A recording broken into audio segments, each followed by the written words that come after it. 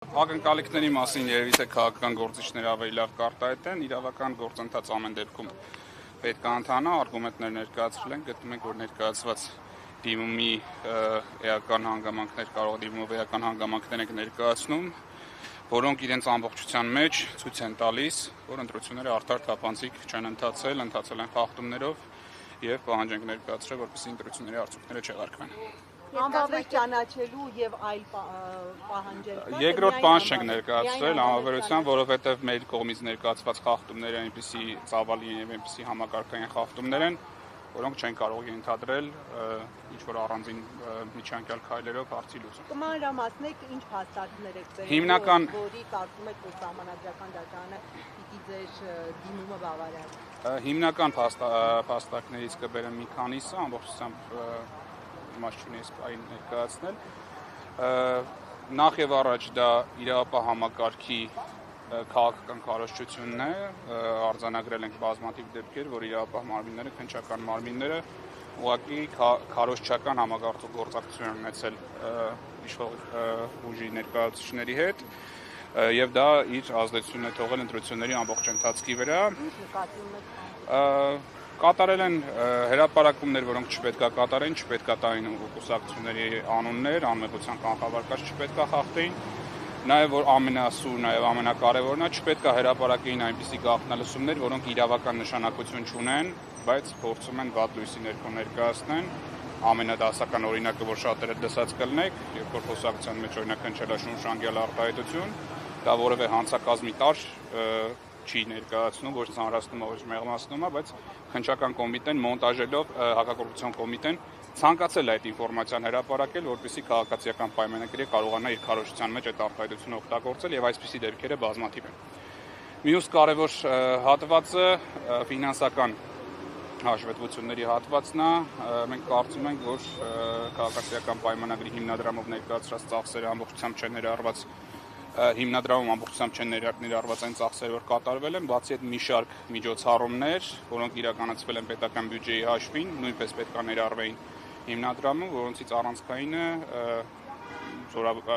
ցուցահանդեսներ, զորահանդեսներ մայիսի 28-ին, որը ֆինանսավորելու պետության կողմից շատ մեծ ֆինանսավորում ունեցավ, որի բացատրությունը ներկայացված չի թե ինչու, եւ դա ի սկզբանե պլանավորված չի եղել եւ ներառվել է նաեւ քարոզչական դիրույթում, այսինքն բազմաթիվ քարոզչական նյութեր կան, որոնք հղում են տալիս նույն զորահանդեսի վրա որպես հաջողություն եւ սա նույնպես պետք է համարվի քարոզչական միջոցառում եւ նույնպես պետք է դրա ծախսերը ներառվեն, ել չասած, որ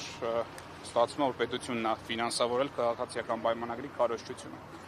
Եվ արձանագրել ենք, որ էլի շատ կարևոր է ի տարբերություն նախորդ ժամանակներում ընտրությունների, բավականին ծավալուն աշխատանք են կատարել շտաբում եւ վերհանել են ստորագրությունների քանակի եւ ընտրողների վերջնական քանակի անհամապատասխանություններ, մոտ 340 տեղամասում 27000 ընտրողի տարբերությամբ այդ տվյալները ներկայացրել ենք, որպեսզի նաեւ պետական մարմիններից պարզաբանումների եղանակով հասկանանք ինչպես է ստացվում, որ ընտրողների թվից պակաս 27000 ստորագրություն կա մատյաններով։ Սա էական նշանակություն կարող ունենալ ընտրությունների արդյունքների վրա։ Նոր հանրաքվե անցկացնելու պահանջ ներկայացվել է։ Մենք ներկայացրել ենք այս ընտրությունների արդյունքները անվավեր ճանաչելու պահանջ, թե Սահմանադրական դատարանը ինչ եղանակով կլուծի այդ հարցը, արդեն նաև կախված կլինի մյուս դիմումների համատեղ քննարկումից։ Արամ Վարդևանյանը ասաց, որ իրենք նաև պահանջելու են, որ որոշ դատավորներ չմասնակցեն քննությանը, դուք եւս այդպիսի պահանջ ունեք։ Դեռևս նման քննարկումներ չունենք, բայց հասկանալի է պարոն Վարդևանյանի ասածը, առանձին դատավորներ կան, որոնց փոխկապակցվածությունը քաղաքացիական պայմանագրին առավել քան տեսանելի է մեր հանրությանը։ Այսինքն հնարավոր է նման միջնորդություններ։ Հավանաբար մեկ նույնպես կմիանանք այդ միջնորդությանը կամ ներկայացնենք։ Առնվազն մեկի անուն նշեմ Վլադիմիր Վարդանյանը, որ քաղաքացիական պայմանագրի երկար տարիների անդամ է, չի կարող այս վեճը լուծել օբյեկտիվ լինելով քաղաքացիական պայմանագրի նկատմամբ։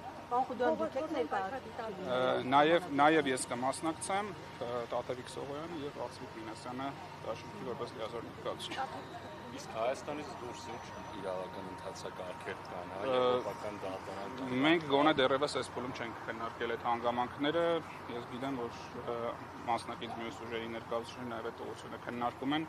անհրաժեշտության դեպքում նրանց հետ կհամագործակցենք։ Պարոն Խուդոյան, դուք Սամվել Կարապետյանի նկատի ունեմ Հայաստանը, Սամվել Կարապետյանի դիրքորոշմանը հայտարարությունների ինչպես է արձագանքում համախմբման։ Այդ քաղաքական բնույթի հայտարարությունը ցույց տվեք ես չպատասխանեմ։ Եթե հարցում եք, կարամ Օրենքը հստակ նախատեսում է 15 օրյա ժամկետը օգտեն ընդունելու, բայց